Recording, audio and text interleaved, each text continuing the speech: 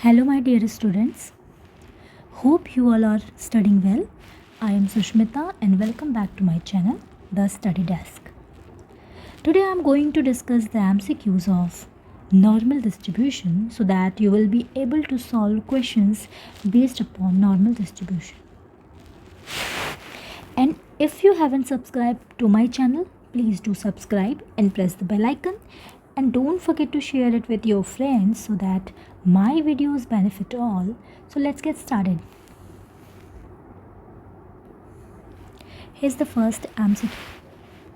Normal distribution is applied for. इसका correct answer होगा continuous random variable.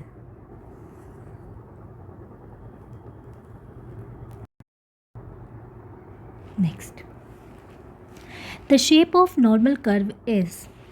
जो normal curve होता है आपका, नॉर्मल डिस्ट्रीब्यूशन कर्व है, उसका शेप जो होता है, ठीक है, वो बेल जैसा होता है.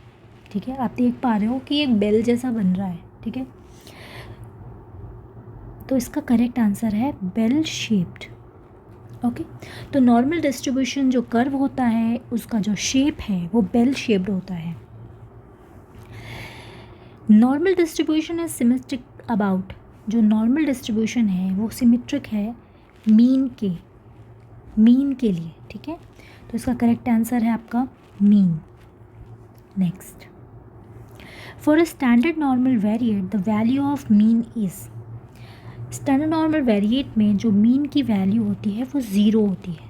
ठीक है, जिसमें हम कह सकते हैं ये नॉर्मली डेटा डिस्ट्रीब्यूटेड है. इसमें जो सेंटर पॉइंट है यहाँ पर आपका मीन, यहाँ पे आपका mean is equal to median is equal to mode होता है.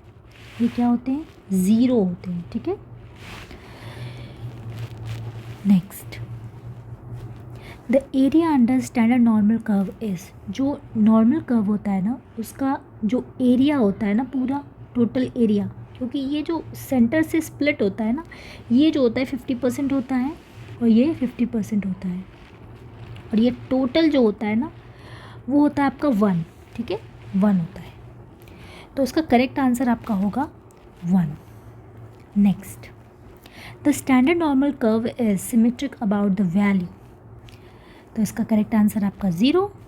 Next, for a standard normal variate the value of standard deviation is. जो स्टैंडर्ड नॉर्मल वेरिएट है तो उसमें जो स्टैंडर्ड डेविएशन की जो वैल्यू होती है वो आपकी होती है 1. ओके, तो answer is 1. And the normal distribution is also known as.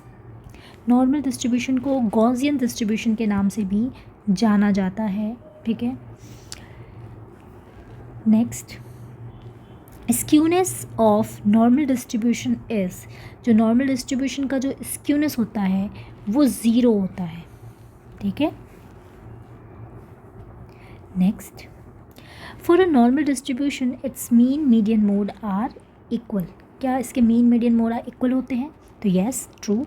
जब नॉर्मल डिस्ट्रीब्यूशन होता है तो उस केस में जो मीन मीडियन मोड होता है नॉर्मल डिस्ट्रीब्यूशन का वो इक्वल हो जाता है. तो ये स्टेटमेंट करेक्ट है. Next, in normal distribution the highest value of ordinate occurs at. तो नॉर्मल डिस्ट्रीब्यूशन में जो हाईएस्ट वैल्यू ऑफ ऑर्डिनेट है वो मीन पर अकर होता है. ठीक है,